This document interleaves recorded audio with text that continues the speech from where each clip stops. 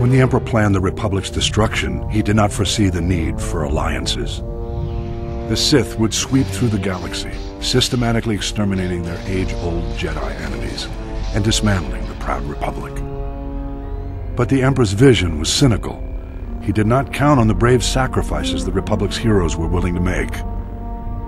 After the Sith offensive seized the Siswina sector of the Outer Rim, the Imperial Armada turned its sights closer to the core, the Mid-Rim. Believing the Republic was still recovering from its heavy losses, Imperial forces charged into Bothan space, where they were caught off guard by the full force of the Republic fleet. The Republic fleet obliterated the Imperial squadron, and the Battle of Bothawui became the Republic's first major victory in the war. The news spread across the galaxy, rekindling lost hopes and re-energizing exhausted defenders. The Republic fleet moved on, but a courageous force of Jedi and Republic soldiers remained on Bothawui to await the Empire's return. The vengeance of the Sith came swiftly.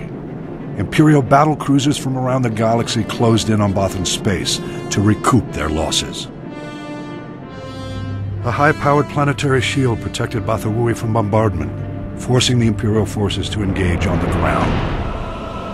Jedi Master Belthalusis, 7 dozen of the Order's finest knights, and 4,000 Republic soldiers dug in to defend the shield generators, or die trying.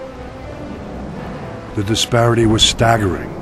An unprecedented Imperial army, 50,000 strong, descended on Bothawui's brave defenders. The defenders were undaunted, with no expectation of survival. They were mindful only of their duty. But overconfident Imperial commanders threw all their army's might into direct assault, and their ground forces fell in droves. For every Republic soldier who died, 10 Imperials were killed.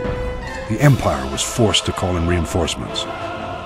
Despite the defenders' determination, their lines were whittled away until only a handful of soldiers and Jedi remained. They rallied to the Jedi Master Elusis for a final stand. Imperial Grand Moff Zelos offered to spare Master Elusis if he and his brave comrades would surrender.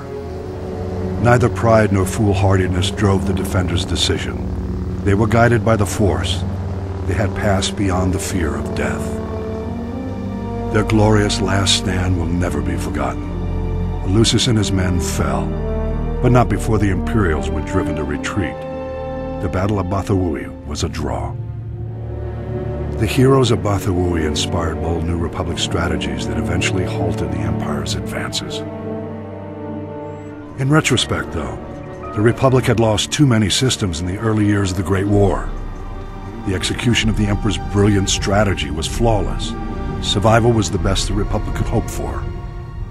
I've spent much time now piecing together the puzzle of the Emperor's initial designs, and I have a theory that is quite surprising.